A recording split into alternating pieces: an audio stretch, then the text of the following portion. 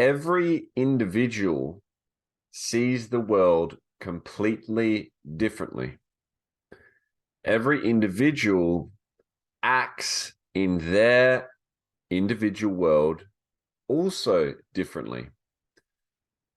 If you look at a frog or frogs, there's not much difference between the lives of frogs.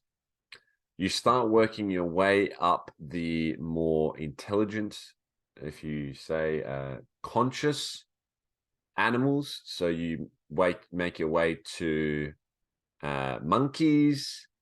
Okay, now we're starting to see some different cultures of monkeys, some different behaviors, some different traits within those cultures, within those tribes, those groups of monkeys. And then you go to dolphins and killer whales, and you find that genetically they are almost identical, these killer whales, yet they are acting very differently. Not only the personality within the group, but especially within the different orca, the different killer whales around the world. Then you move to humans who, I'm a bit biased, we are the most intelligent species that we are aware of. So the greater your consciousness, the greater your intelligence, if you call it that, the more diverse your values and perceptions and the way that you see the world will differ from another. And then you take it a step further, and because in the Western world, I mean, like Australia, America, China, some parts of China at least, we are first world countries and we're more educated. So our intelligence and our consciousness goes up even greater. You find the humans in first world countries, every individual is a lot more unique and different and sees the world a lot differently than these third world countries where they see the world in a very sort of not one-dimensional world, but a more simplistic world where it's like, oh my God, I need food, I need sleep, I need shelter, and I have my family. Those are the four things that third world countries think about, just like a frog thinks about, oh, what flies am I going to eat today? Okay. So that is very important to understand. And this is the first key to mastering your mindset, having mental mastery or being a student of mental mastery, I like to prefer, because you're never going to master your mind. You get better at mastering your mind as you go along. This is the first step because Schopenhauer said we know ourselves to the degree that we can make everyone else ourselves. So if we can understand the world of someone else, we're one step closer to understanding our own world. And the more that we embrace how we are different to others, the more we become our self-actualized, individualized human beings, which I think is really the key to mastering your mind. And your mind and your mental area of life, I think, is the most important, because everything comes from our perceptions, whether it's our senses, our touch, our feelings, tasting, seeing, hearing. It all gets filtered through our brain, which then goes into our body, which then goes into controlling our emotions, our neurochemistry, our actions. It controls everything. So you won't be able to master your finances unless you can control your emotions and you know how to identify value, how to invest in value, how to manage value, and how to spend that value. Same thing with family. If you don't know how to control your emotions, if you don't know how to communicate, if you don't know your needs, if you can't identify the needs of others, if you don't know how to ask quality questions, if you can't control your emotions again, then you're not going to be able to have a mastery of family. So you're not gonna. It's not. It's going to be a lot more difficult. Same thing with your health and your body. You know, people say the top athletes always say it's just a mindset. I get in the gym every day. I start training. When I'm performing, it's a mental. I got to overcome the anxiety and the stress and the pressures. And as if you want to grow anything, it's like free diving. It's like diving underwater. The deeper you go, the more pressure there is around you. Same thing with space. The more we try and go up towards the atmosphere and space, the harder it is to breathe because there's less oxygen and there's more dangers, and we're further away from like that safety support thing that we're so used to.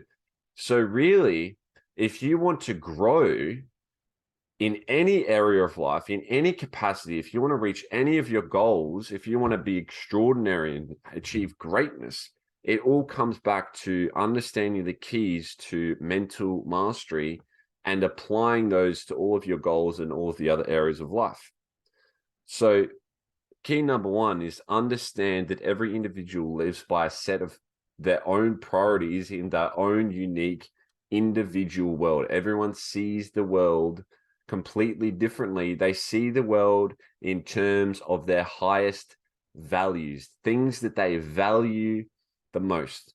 So when I walk around, I was with a friend the other day, riding my bike, and I said to him, if there's three things that you can always be sure I will spot at any distance: hot girls, books, or a cute dog. I will be able to spot it. You know, you have those people, or maybe you have these things in yourself where you're walking around and you get like a sense, or like oh my god, there's cool kids stores, or there's that for me. Oh my god, there's a dog. I always, whenever there's a dog, dolphins as well. If I'm on the beach, I swear to God, I see dolphins almost every time I'm at the beach, if it's like flat, because I just know, I just look out and bang, I can spot it because I have a high value on that. Someone who doesn't have a high value on animals and beauty and nature, they're going to walk on the beach and they're going to be looking at their phone. They're going to be looking at the other people. They're going to be looking at the houses. They're going to be looking at the cars. They're going to be looking at the fashion, the clothes that people are wearing. They're going to be looking at themselves and their own body and their own image and what they're saying. And they're going to be thinking about work.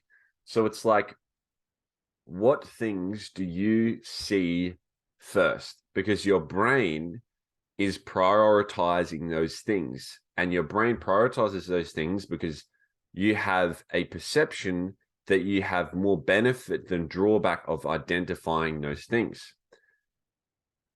Does that make sense? So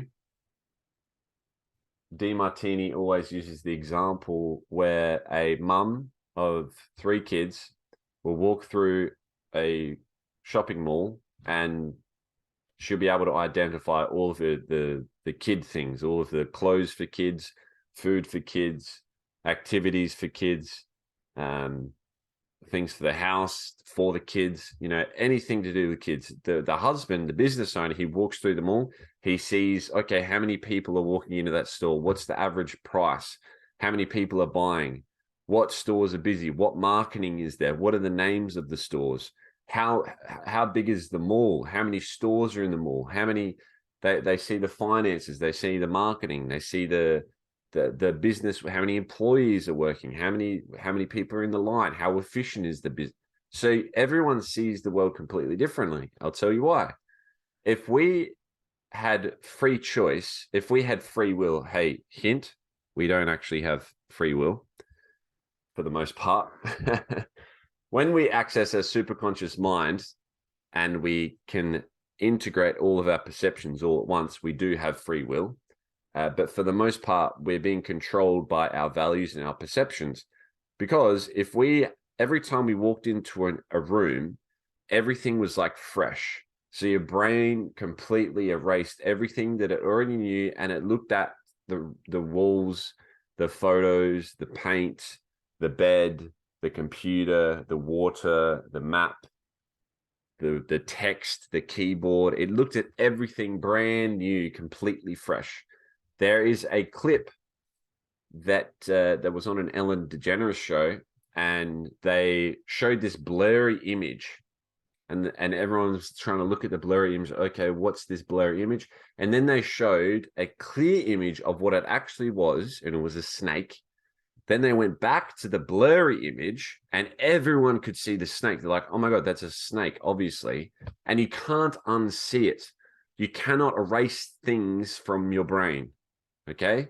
You cannot erase things from your brain. So every time you've walked into a house, your brain preloads the data of, oh my God, this is a house. Okay, what every other time I've ever been in a house, what's that been like? Okay, load that data in, bang. Okay, cool. I'm in a house. Awesome. But you might have something one time where imagine you're at the movies and you're going into the movies, you watch a movie. Okay, when I go to the movies, I sit down, I watch a couple previews. They start, everyone's kind of quiet. Some people are eating popcorn, you know, whatever. What if you're in the middle of the movie and bang, everything goes black, the lights go out, the screen stops. You're like, oh my, you're thrown out of that experience, and you're like, oh my God, I'm having a brand new experience. What's going on? I'm not watching a movie anymore. This is something completely different. And it kind of takes you out. It's called a break state. It's like, what the hell's going on? You're really confused. Now imagine if you were that fucking confused every second of the day. Like, oh my God, what's going on? What's this microphone thing? What's the internet? What's Facebook? So it would be so overwhelming and so stressful to your nervous system that you wouldn't be able to cope. You wouldn't be able to fucking do anything. That's like when you try to implement change within a business, or you try and change one of your health habits, or you start trying to read books, or it's not easy because we get stuck in these patterns, these systems one thinking it's called, where we just keep doing the same things over and over and over. 60% of the thoughts that you had yesterday are the exact same thoughts that you have today. So we're trying to conserve energy because we're stuck in that survival state of like, okay, I need food, I need shelter, I need sleep, and I need connection somehow. Okay, where are those? Where am I getting those? Where am I getting those? Where am I getting those? So if you're not aware of this first step, this first key, and understand, okay, who am I? I am a human who has a completely unique and individualized way of seeing, feeling, experiencing, and being in what we can call the universe. I'm completely different to everyone else. I'm special, okay? What your mum told you when you were younger is right. You are very special, okay? You see the world differently.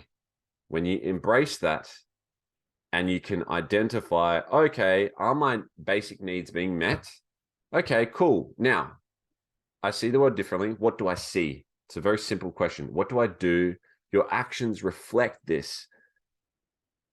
Your actions, here's the greatest thing that I ever did. I started writing down everything I ever did in an entire day. I've been doing it for almost 4 years, where on and off, pretty consistent, where I just put in my calendar, okay, did I read a book? Did I go for a walk? Did I go to the gym? Did I see a friend? Did I hang out with a partner? Did I do family? Did I do this? How did I feel that day? When was I most productive? When did I make the most amount of business? When did I have the most amount of fulfillment and love and gratitude? Okay. And then you start looking and reflecting on your weeks. Oh my God, I actually was so productive that week because I was waking up early. I was working on my mission. I was reading lots of books, and I was putting videos out there, and I was going for walks on the gym, and I was playing with my dog. Oh my God, cool. That's who I am. That's how I see the world. I see the world as fucking, it's a place to learn. It's a place to grow. It's a place to teach. It's a place to experience and love nature. It's a place to express my creativity through writing. Wow, that's who I am. Now, who I am, don't let yourself start comparing yourself to who I am, because I'm different to you. We're same. We all have the same energy and the same essence, but we're different in our values and our actions and the form. We are different in the form. We're all made of the same ingredients, but we've just baked a different fucking cake. All right. It's all the same ingredients. All right. It's all the same shit, just with expressing it in a different way, because we are intelligent, highly conscious, well, from what it's all relative, isn't it? We're a conscious species that has the power to transcend our survival brain. We are far beyond the survival brain. If you can get some sort of income, which I mean, in Australia, you can just literally just go on the dole, get some sort of consistent food, so you know you're eating, have shelter, have connection, make sure you're sleeping. Wow, bang. Okay, cool. I have time to be who I am. The problem is that people don't take the time to think about who they are because they're different. They're comparing themselves to others and being like, oh, okay, well, person A went to uni and got a job and had a family and bought a house. Okay, that's what people do. That's what people do. See how we're generalizing now? You cannot. Generalizations help to abstract and reduce load and overwhelm to the brain so that we conceptualize things and start to learn and grow. That's fine. But when we consistently abstract and generalize about what we should do, it's completely, man, I just can't stress it enough. We're all so different. So that's your values. Your values are things that the way you see the world, the things that you love doing, just someone will wake you up at 2 a.m. and you just be fucking frothing to do it. You just love it so much. You can't stop thinking about it. It dominates you. Just, whoo. So from our values, create our perceptions and the way we see the world. From our perceptions, we're running off something called telonomics, which is the past, which is all of our past experiences and the experiences of our genetics, so mother and father, grandmother, grandfather, up, and we actually contain some of the experiences and stored perceptions in our subconscious mind from those ancestors. They've done studies on this where the mother during pregnancy can actually transfer her traumas onto the baby, and the baby's born, but they're not conscious yet. They have the stored trauma perceptions of the mother and father inside of their own epigenetics. So it's fucking cool. So that's telonomics. Where did I come from? Where am I going is your teleology, your telos, which Aristotle coined the term. Telos means to look through the telescope far into the future of who you are. Your telos is when you have a vision and you're inspired and you want to create something you see in your mind's eye. So telos is, okay, where do I want to go? Telonomics, where have I been? Okay, what emotional traumas and perceptions and baggage am I holding on to that's stopping me? That's weighing me down. And then when we're looking towards the future, that's your energy, that's your gas, that's your speed, right? So I've been swimming a lot lately, and there's two main things about swimming. We want to reduce our drag so that we can glide through the water, right? So reduce our weight technically. And then there's the speed at which you can move through the water, which is your fuel. So I'm moving forward and reducing the amount that I'm held back. So it's like, wow, how cool is that? So that's what you want to do. If you only do the past, you'll get stuck. If you only do the future, you'll get stuck because you haven't dealt with the things from the past. If you're trying to take off into space and you have too much fucking baggage on, then it's going to weigh you down. It's going to be too hard. It's not going to be efficient. So we want to take the rocks out of that bag and start running a bit faster, right? So the way we do that is very complex, and you pretty much need to balance out your perceptions. So if you think something is more good, you're going to be elated and proud and excited and happy. And you need to ask yourself, okay, how does that make me sad? What's the disadvantages of that? Has that affected my feelings? Has that brought up any sort of depression? Because you cannot have a high without a low. And I can break this down a lot further. I've done this in some of my other videos as well. So go have a look through of those. But that's balancing the past. Is you just, okay, what's good? Okay, what are the disadvantages? Oh, okay, balance. It's like a seesaw. Oh, I think that was really bad from my past. Okay, how has that helped me? So if you look, and the future can actually help you deal with the past. If you see in the future, like, okay, I want to win a gold medal. Okay, well, when I was younger, my dad fucking beat me up. Okay, what's the benefit that by the way. My dad never physically touched me like that, just to be clear, which is whatever. Yeah. So my dad physically fucking beat me up when I was younger. And what's the benefits of that for my gold medal? And people go, well, there's no benefits, blah, blah, blah. Oh, wow. It gave me resilience. I had to stand up for myself. I was challenging myself. I had to stand up for myself. I had to be focused and move out of home. I had to focus and fucking blah, blah, blah. Right. So unfortunately, my dad never physically beat me up, and I'm a bit disappointed in that because now my chances of winning a gold medal are decreased. Wow. Thanks, Dad. Giving me love and support. Wow, how dare you? Right. So you're using your future to give you inspiration and motivation to deal with the things of the past. If you only try and deal with the past without looking at the future, you're just going to keep rolling around in circle because you're going to be stuck in an existential angst and be like, well, what's the point? Right. When you deal with all of those perceptions of the past, you reduce the fears and stresses, and you turn those into eustress, into challenges that you love taking on. And the challenges that you love taking on the most are your highest values, who you are, the things that you love doing, the way that you see the world, who you want to identify as.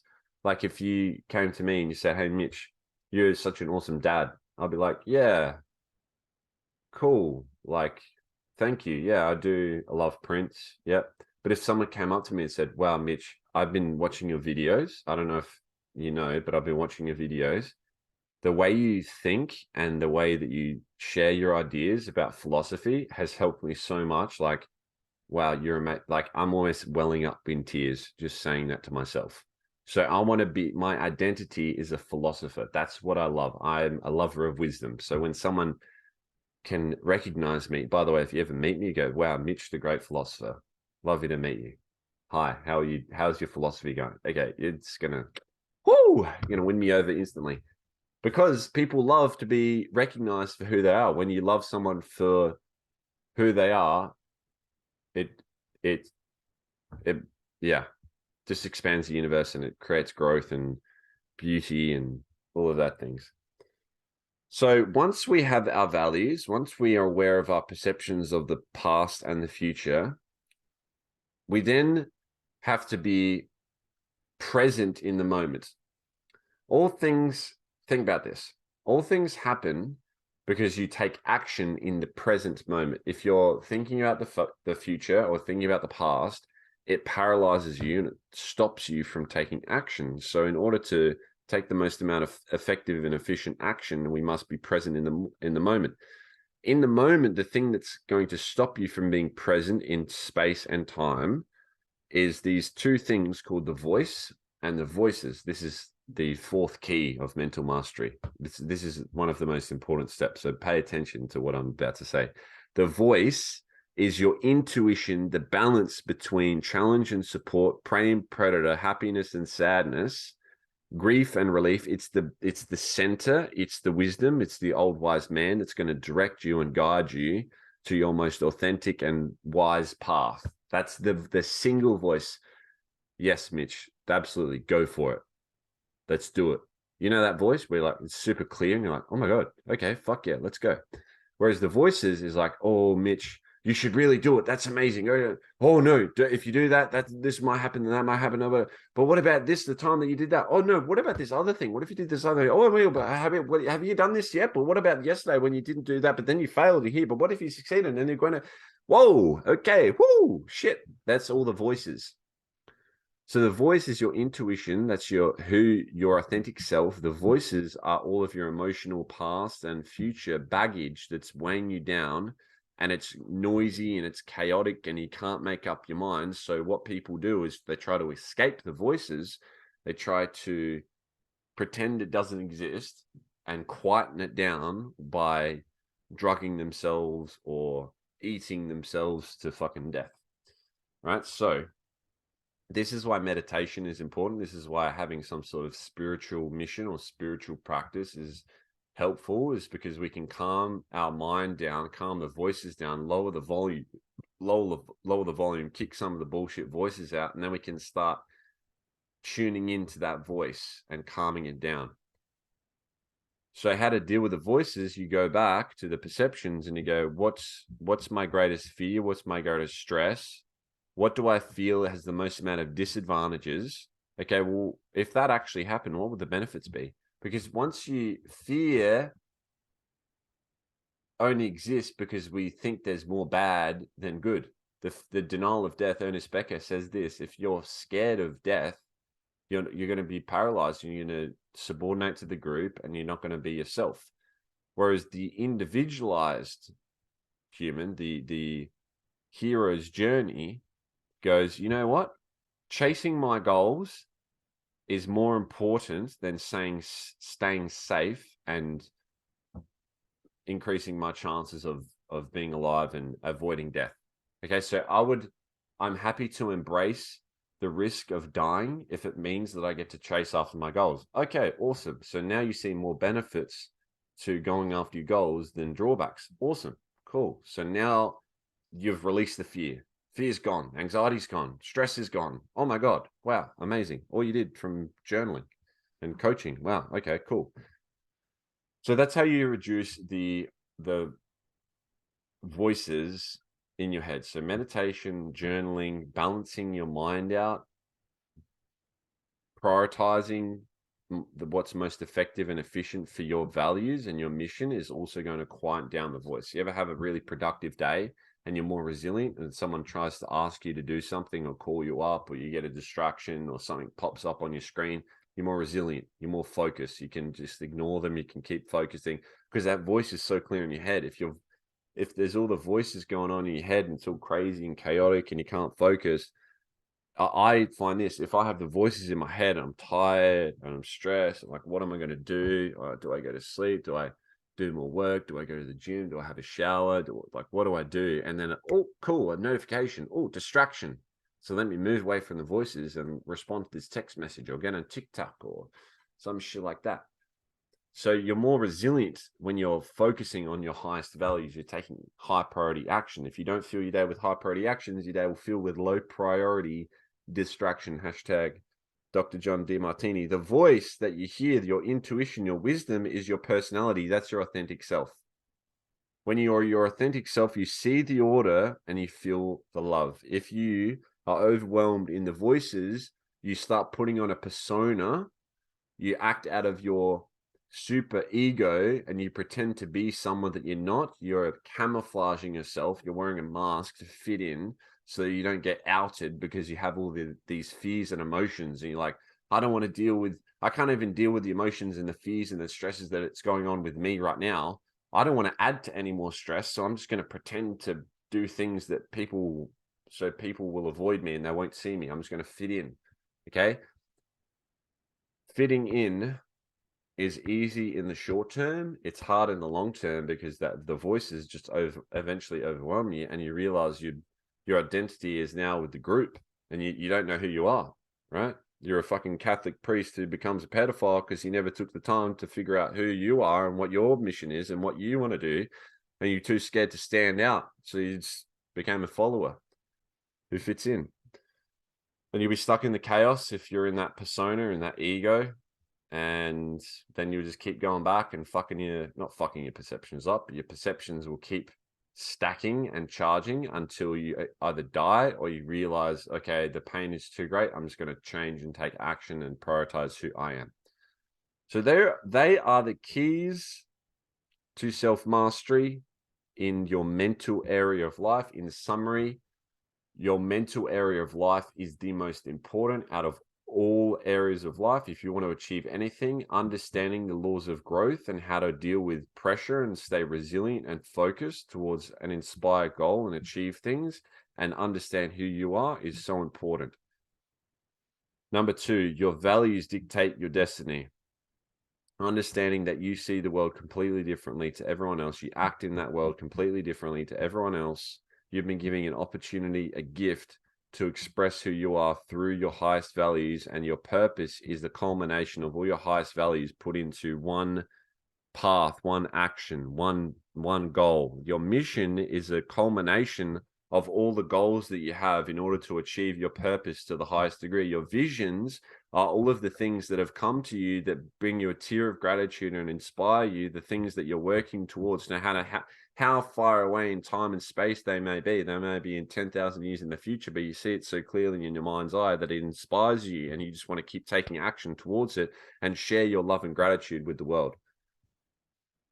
If you are clear on your values, your purpose, your mission, you have a clear vision, you're going to be more resilient, adaptable, focused, reliable, inspired. You're going to be a self-actualized individual. You're not going to just lower yourself down and be in a stress state and have deal with fear and anxiety and existential angst. And you're not going to be weighed down by emotional baggage of the past. You're going to be light. You're going to be feeling inspired. You're going to be breathing. You're going to be tight. You're going to be fit. It's going to be so much easier to achieve mental mastery and mastery in all of the other areas of your life.